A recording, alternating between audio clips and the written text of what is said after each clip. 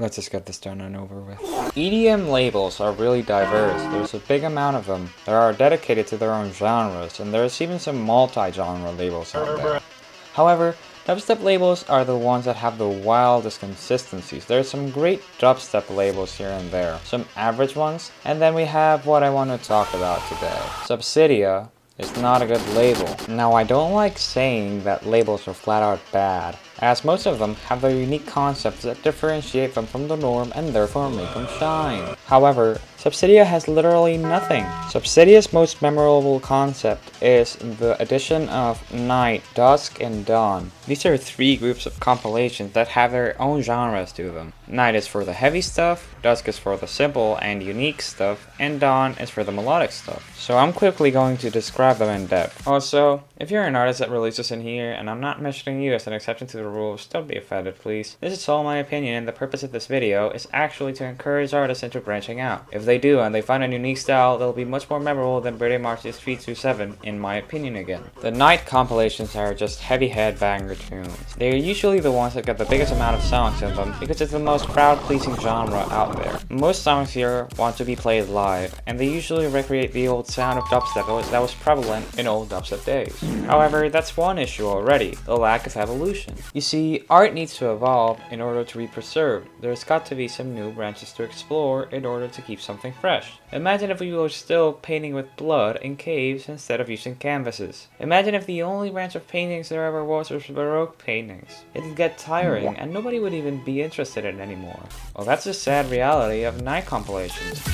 They keep on milking dry a style that has already been abused, and obviously the end result turns out to be unamusing. Granted, there's a couple of creative songs here and there, the Eye Picture and Killing Void collab, Volume 3 is amazing, but the rest are just forgettable, or they become memorable because they have been memed to death. After that, we have Dusk. Now, the Dusk compilations are my favorite because they're really unpredictable.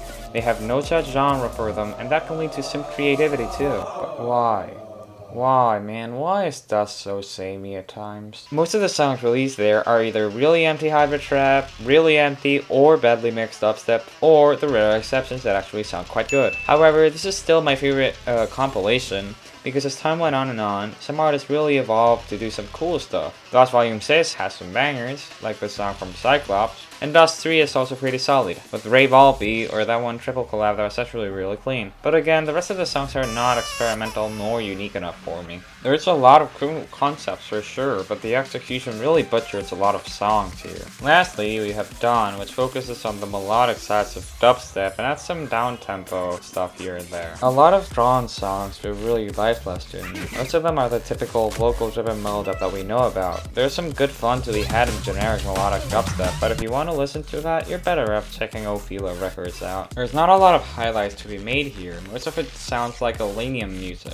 There are some artists that have tried to add flavors to this though, but again, there's just not enough creativity to make these compilations shine. Now, one thing that I want to highlight is the quantity ratio of this label. This label drops huge compilations on a monthly basis. In fact, this label kicked it all off with a whopping 118 releases, and some of them were really good, but the rest became completely drowned out. At the time that I'm recording this, there are 6 volumes off of each brand, and some EPs that are usually the exception because they normally come from artists that Excision wants to highlight. You know, let's compare this to Halcyon, a label run by Ulosile. It started off with 8 songs, which may not be a lot, but these songs are all memorable, and you can tell the artist wanted to make something that wanted to stick with you. Something that is also worth talking about is the purpose of Subsidia. It did promote some good songs here and there, but the entirety of the label revolves around a sound that is begging to evolve, and I've talked about this already when describing Night, but I'll say it again.